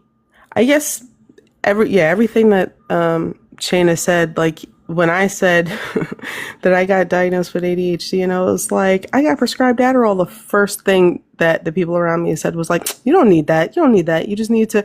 And I'm like, thank you. I had no idea that you became a psychiatrist in the last 5 minutes of like, And so just having to, yeah, it's been a thing where, and then, so now I'm also learning so much with like, being in Halleck's room and stuff like that, just educationally. I think people gave up on me early on in school because, like I always say, like no one even talked to me about, like no one spoke to me about college, which was funny because I was good at college once I started learning things that I enjoyed. But because of math and stuff, and I was in summer school all the time, people just didn't talk about it. But now being around so many more Black women or women of color or whatever, and realizing like education and excelling and doing everything, right or 10 times better than, other people is something that we're kind of like known for. And so I'm imagining people of an older generation is like still like, no, you just got to power through. It's what I had to do. It's what my mother had to do. It's, whatever. And then speaking to the gender thing, I believe, if I'm not mistaken, I don't know if Soda's still in here, but I think she was saying how, or maybe it wasn't her, maybe it was a YouTube video I was watching. They were saying how their little brother also was neurodiverse, and they are as well. And like she got called lazy, and she was not, because she had inattentive ADHD. She didn't have like the stereotypical version of it. So it's a whole mess. Yeah, there's a whole Soda's in here. lot of people that got missed. It was you. Okay, yeah. And so, but I was curious to, as a mom with somebody with who is neurodivergent, what your take on this question was. The take on the question, now you're going to, my mind had already moved onto the wheel. Oh, about the generation? Ha! That's what you get. So I mean, you're so funny. I don't, it was me and my child. So, my parents live away, and when we just wanted to, he started having problems in school, was kindergarten, and we just wanted to know what it was and solve the problem. So to me, when I was open to any possibilities, it helped that I was an educator. So let me say that maybe that was a bridge that I could have, in my conversation that I could have with people, because I see it all the time. Of course, it's different in every child, and like you said, I mean, it's different. She wasn't necessarily, she didn't have the hyperactive part, not in school, but I know that I had students that couldn't even sit at the desk. And we just wanted, it was more like just solving a mystery. It's like, why is she's capable? Why is she going to school and not, we're underperforming. And so to me, it was just like the skies, opened up, because we had an answer for something that at least explained. And then like anything else, you're responsible for what you know. And so you have to do what you have to do to try to, to help her to succeed. I don't think we had any, and my mom is in the chat, but I don't think that we had any trouble or understanding or receiving, the information. And I'm still, like I said, I mean, she'll be 20 on Tuesday, and I'm still learning stuff every day that can help, or, stuff that maybe she needs to do. I'm always getting advice from maybe in the school psychologist, if they can tell me anything that would kind of help her along. Just like tonight, we've got the names of some tools. So yeah, I'm always open to it. And hopefully she is, she is, I wonder what her buy-in is, because I've asked her what I asked you all earlier, do you go on your job? Do you say that you have this so that in case there's some issue that, you can at least, like, is that what happens? You wave a little flag and say, hey, I need some understanding. I need a little bit of, time to get something done. She said that she doesn't, so, but right now she's not doing a job like an office. Like the expectation, of course, on different jobs would be different, because if she had to sit still all day and if she had to crank out, paperwork, it would be different than what she does right now. So, I don't know. I could go on and on. That was the question that we couldn't remember. It was the one you came off where you were like, do you go into the into a situation, letting them know, Yes. like, hey, I got ADHD. Right. And so the answer to that is no. I don't, but I do assess the situation, like with my current manager, having worked with her as a colleague, knowing how anal she is. I was like, this is something we need to clarify now since I'm working with you, working underneath you. So there's the answer to that. But thank you. No, thank you. Crystal said the way we provide care to the different plants, we need to for humans, right? Differentiated. Yes, indeed. Okay, let's get on to the wheel, because that was supposed to be a good time. Again, conversation is heavier than I anticipated. So I'm going to do it like this, because I know if I put it on this screen, you're not going to see. So I'm going to turn my screen around. And we decided you all are going to talk and say the answers. So we have this wheel. Can you see it well? Yes, no? If the answer is going to come up anyway, but I got all these things here. So again, the rules are, in the chat, there are 4 answers. There's a yes, there's a no, in terms of whether or not you deal with these things. Yes, no, sometimes, or yes, but you have the tools. You've come up with tools to help with it. Okay? So, and as you all know, pals and Shayna, this is just a small amount of the answers, that the possible situations that we got from that video. So here we go. Spinning the wheel, round and round she goes. Where she stops, nobody knows. And the answer, well, what you all are going to answer is being labeled lazy when overwhelmed. Is that something that you have had to deal with? Chat. It's yes, no, sometimes, or you have a tool. Shayna's eyes got big. Yes, absolutely lazy. And I hate that word. It's a cuss word. Because for the longest time, I was tricked into believing that's what I was, but I'm not. Yes, indeed. Look what she said. Okay, so we take that out. So let's go. Spin again.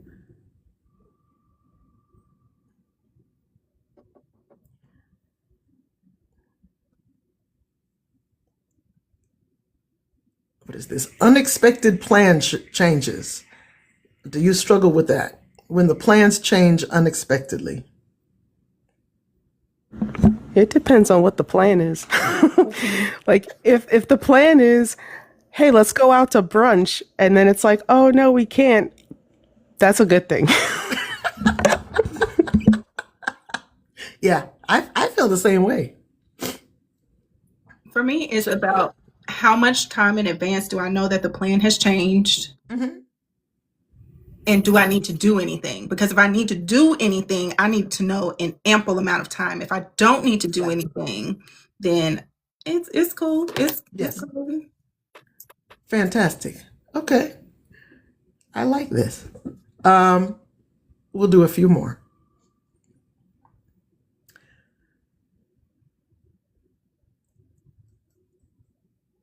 Ooh. Crowded rooms. Is that look? Shayna, why your eyes got big? It's the same time that the glasses were coming on. No, I don't know. But yes, I struggle really bad with anxiety. It's a story behind that. I won't tell it, I guess. Okay. But yeah, I got that real bad. I am, if I can be against a wall or there's like nobody behind me, I'm actually fine.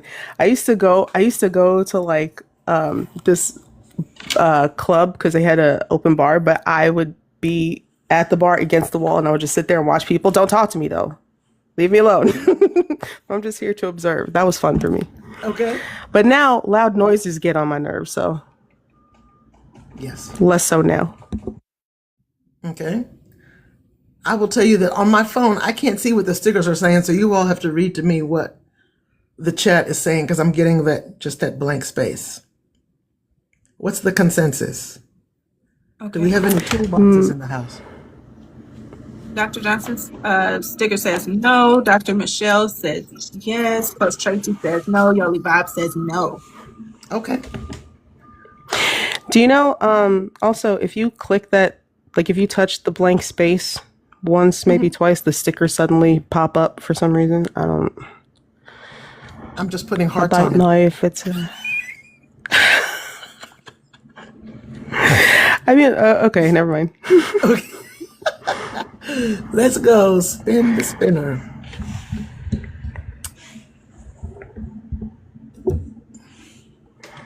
What do we got? Having to answer immediately. Okay, so like in a school setting, was that a struggle? Having to answer Yes. immediately. Yes. Yeah, it was a struggle for me too because of that processing that we talked about earlier. But Yes. also too, teachers would also tell my mom, like, we know Shayna knows the answer. She puts her hands up and then she'll take it down real quick before she have to talk. I would be too shy. So that's Okay. another. Yes. I would do that too. And then I'd be mad because I actually did know the answer. And then someone else would say it. I was like, dang it. Oh, As far as the chat is concerned, Coach Rhonda said yes. Diamond Taylor Brown said no, but also a toolbox to work around. And Soda said sometimes. okay. And then Crystal said anxiety, that the answer is wrong. Yeah. Okay. Yeah. You know, also when it comes to answering things, like I noticed this especially at school when someone would ask a question, but then they would talk like the possibilities out. So like I can't think of my answer if they're talking. And then they'll be like, so what do you think? I'm like, oh. Right. No, that makes sense. The next one is unwritten social rules. I think Shayna's face. That makes a lot of sense. I mean, there's so many things that aren't said that we're expected to do. I feel like everybody else has been given a handbook and sat down and had a meeting and been debriefed on this. And nobody sent me the memo. Right. I feel. It's interesting. I struggle with them. Well, no, I guess I don't really struggle with unwritten social rules. I understand what the rules are. I just, some of them, it irritates me that I have to follow them. Right. No, that I understand. Yes. Okay, hopefully I'm looking at the right group of responses, but I think this cluster starts with Dr.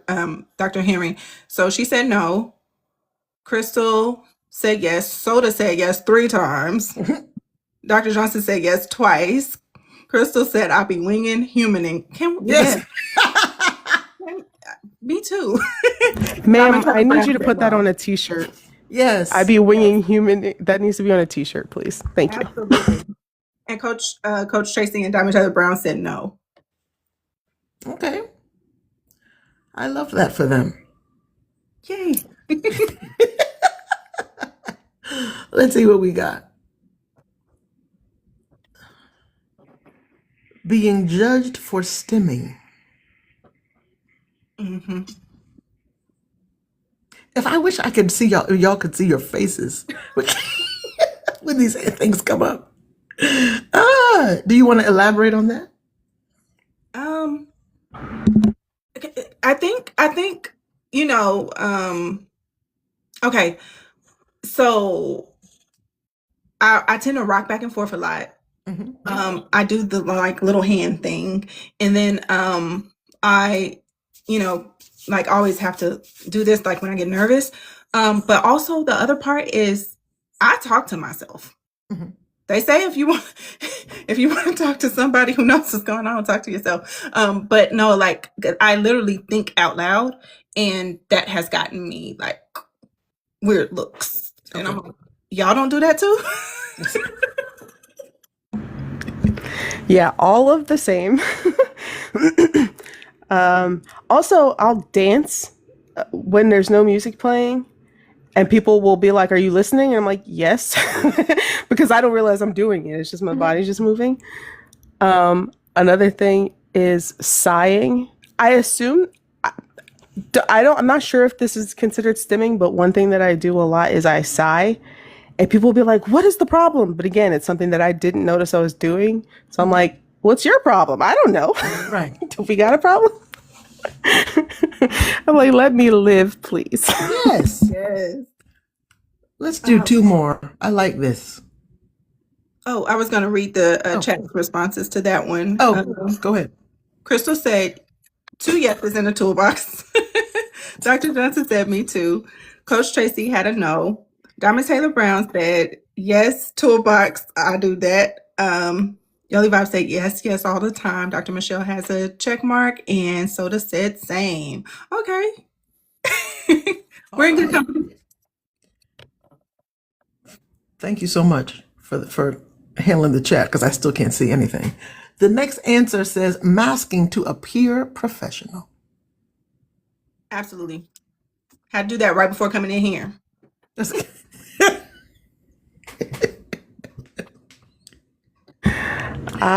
Yes, that is definitely a struggle. I see the chat is moving. Moving fast too. This one struck a chord, looks like. Soda said sometimes that she has a toolbox. Crystal said yes with the toolbox. Divergent one said definitely. Coach Tracy said no. Diamond Taylor Brown said yes, sometimes toolbox. Dr. Michelle Henry said yes. Crystal said recovering from masking. Dr. Johnson said sometimes. Yoli Vibe said no. Okay. All right. Can I add something to that stimming thing though? I don't know if anyone else does this, but like some people find it funny, some people find it annoying when like somebody will say one word and then my brain will like go off into a song and like I'll sing the lyric to a song or like quote a movie line or something and they're like, thank you. I'm telling you, we're the same person. That is so funny. Yes, always Soda. Okay, let's do one more and then I'll ask the final question. Yeah, it looked like we all do that. Oh, here we go. Pal's favorite thing. Loud rooms. I can't do it. My loopy loops. That's something that I've picked up over the last year or two. I'll use my my earplugs, and I have the quiet ones when I just like need to block out all the sound. My AirPods help with that too, or my my Bose headphones.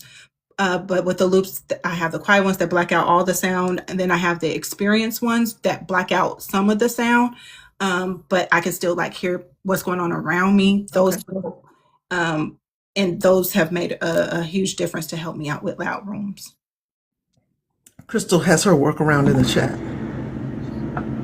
Noise canceling. Yeah. Headphones or she's sleeping.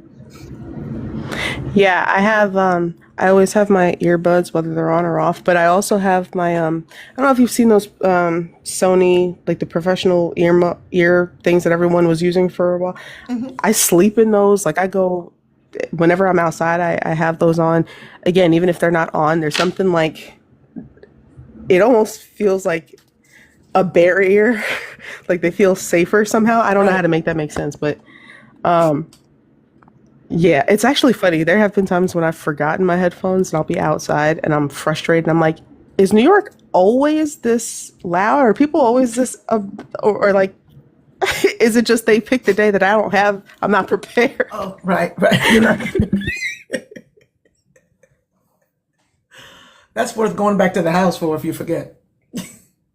It's like, right. Okay. You know, I haven't reset the room. I just figure anyone who came in the room could figure out, what we were talking about. We've been here for 2 hours talking about the intersection between overthinking and neurodivergence. And I have appreciated this time. I probably got 2 more questions that will close us out. And so I also want to thank everyone in the chat for being here, hanging out till 11 o'clock on a Wednesday night and doing all of the things that you felt compelled to do. What I would like to know is, when should someone who is experiencing certain symptoms go seek professional advice? Shannon, we'll start with you. My suggestion would be, as soon as you feel like it's a problem, like as soon as you feel like it's causing issues in your daily life, whether it be at work, at school, doing activities of daily living, whatever, because it does have impact on your life and daily implications. And I did want to take some time to list out some self assessment resources that you can take to kind of like make your case when you're seeking formal diagnosis. And so I just have the acronym, so y'all can type them and look them up if you need them. But one is the first three are for ADHD. So there's the ASRS, the CAARS, and the WURS. For autism spectrum disorder, there's the RADS, that's RAADS -R. There's the AQ, and there's the CAT-Q. And these are just self-assessments that you can take. It's just questions. You use the answers. You can take them to your healthcare provider and just be like, look, these are the results I got. I would like to be assessed. That was part of my journey to getting a formal diagnosis. Okay. Now, pals, I'm going to switch up the question because, unless you want to answer that one, I'm going to ask you another question, and then I'll ask you both the same last question. You can ask me. Yeah, that's fine. Did you have something that was up in your throat about that answer that you wanted to say? Just that, not necessarily about her answer. That was great. The two things that I wanted to say was, I kind of forgot. How people often say, like, everyone's a little ADHD or whatever. One of the things that I think one of the criteria in order to even get diagnosed for ADHD is that it has to be impacting your daily life. Like, it has to have some form of, if you just are forgetful or forgetting your keys or whatever, it's like, it could be ADHD, but it's like if you are chronically late or something like that, because I think that's something that they look at. And then there's another acronym. Yay, Crystal, thank you. I was sweating. And then there's another acronym, since you mentioned it, called INCUP, and they say that it helps with the, or I guess if you want to look at, what does that sound? Motivation for ADHD, it's like, I think it stands, I don't think it's right here. It says it stands for interest, novelty, challenge, urgency, and passion. And so those things often, those are the things that often are, yes, income, are the things that can motivate people with ADHD the best, I guess. Okay, that was it. Okay, so my question for you was going to be, what would you say to someone in the chat who just got diagnosed and is realizing that their overthinking always has had a name? Well, congratulations on getting your diagnosis, and that there are lots of resources. Some of the resources actually that I would recommend are, if they're an adult, ADDA, ADDA, I believe, .org, and they only specialize in adult ADHD. And then there's CHADD, CHADD.org, and both of them have like directories where you can find professionals or professional help, although if you've just gotten diagnosed, it's possible you already have that. But either way, they have extra help, and they have articles, podcasts, and like anything you could possibly need if you have just been diagnosed with ADHD and you're like, where do I go from here? What is happening outside? Can y'all hear that? Yes, it's New York Damn.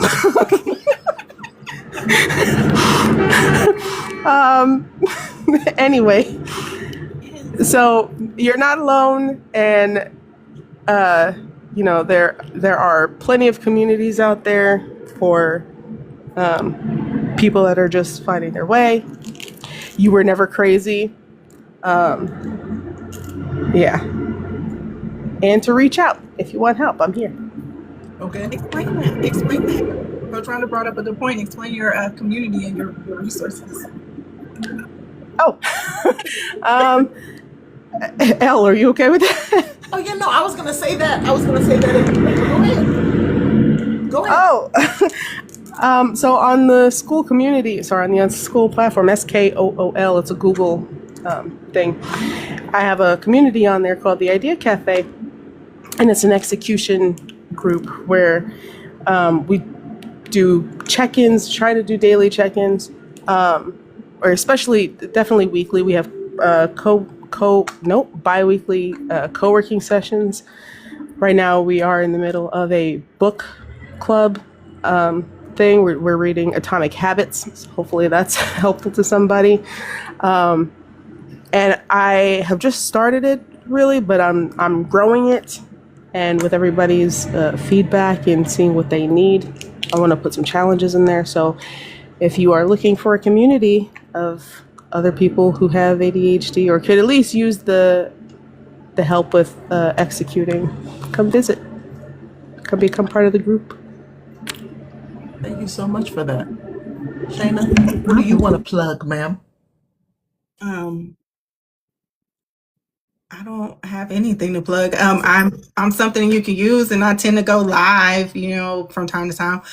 But I just wanted to leave you with this. If you or someone you know is going on this journey of achieving diagnosis, please don't quit, because something else that I forgot to mention earlier was I was assessed for ADHD once before when I suspected I had it, and was denied at that point because of my other comorbidities, the depression, the anxiety, and stuff like that. So that was probably 4 years or so prior to actually going through the process again and receiving the diagnosis. So I just wanted to leave people with that part. But yeah, something you can use. I tend to do live streams on wellness related topics. And so that's something that can help, something you can use to, help with your mental health and neurodivergence and all that kind of stuff too, to supplement it. And then Shayna Like Dana is in the room. So I've been, if you've gotten a comment or response from Shayna Like Dana, that's me. But over there, eventually I'll put all the artsy stuff and the poetry and the writing and all that kind of stuff. But yeah, thank you. And you said your YouTube channel was Focus N''Vibes. Yes. Well, Focus N''Vibes. No S on the end. Vibe. Yeah.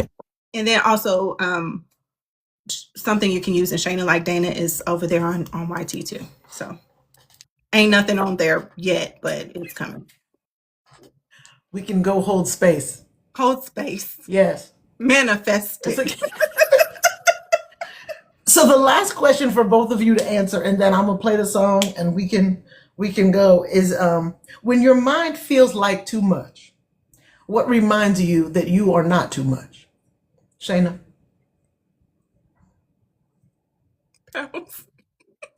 Oh, pass. She's passing it to you. When your mind feels like too much, what reminds you that you are not too much?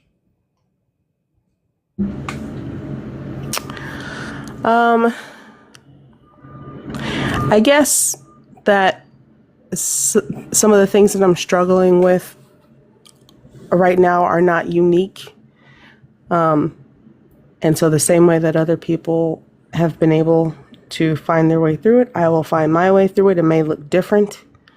I have resources. I have people who I am surrounded by, brilliant people who have expertise in their own way, who I can ask for their advice, or even sometimes just talking to them, like just having conversation with y'all, honestly kind of brings it down a lot.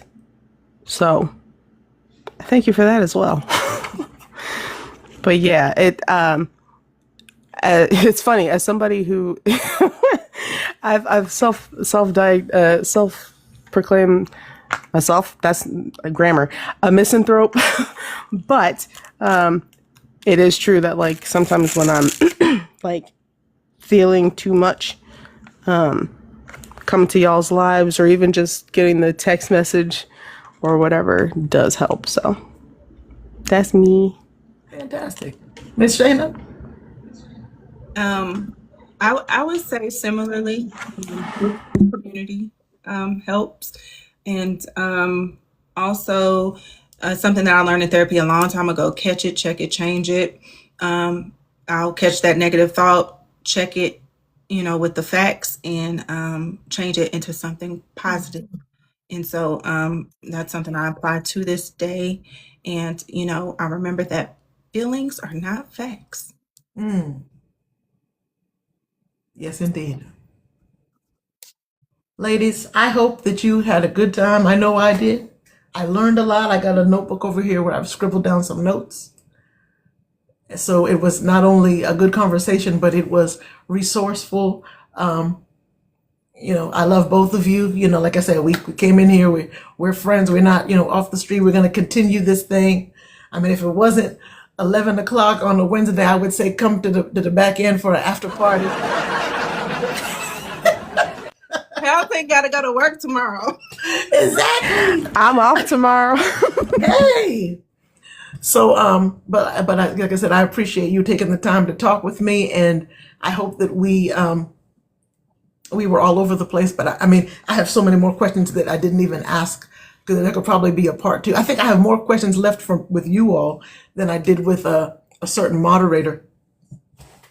That will be on. But hey, I appreciate you and everyone in the chat who's left. I appreciate y'all for hanging out with us. Thank you so much. The cat saw us in, and the cat is saying goodbye. The cat said thank you too. Thank you, everybody. Thank you, everyone in the chat, for your comments. And Leslie Green, thank you so much. Yoli Vibes, I see you. And thank you for your generosity as well. Thank you. Yes, your generosity, everyone. Where's my... Just play the song and then stop the spiral. I didn't make a new song. Thank you so much.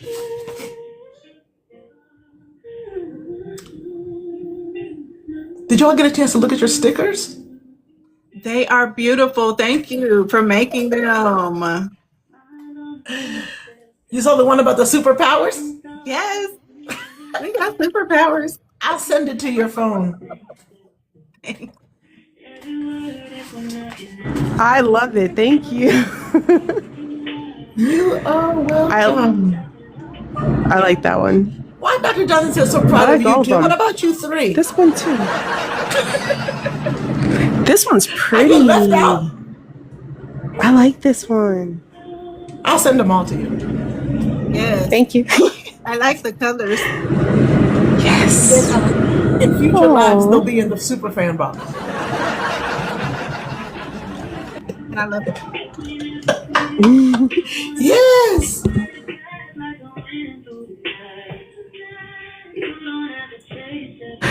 I'm gonna drop down now. Yes, drop. If that's okay with you. You can drop yourselves. I won't. All right. And then when you both get down, I will shut it down. Thank you, everyone.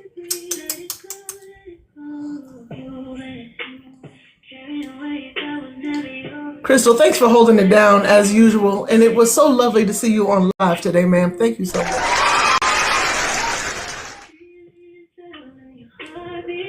Coach Tracy, thank you so much. It's good to see you. Dr. Johnson, as always, thank you for your moderation in moderation. You worked overtime tonight. You and Onyx were working tonight. I appreciate you, sir.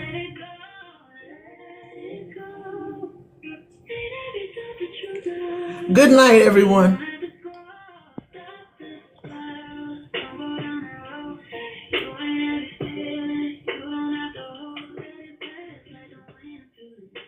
Thank you, Diamond Taylor Brown. Thank you.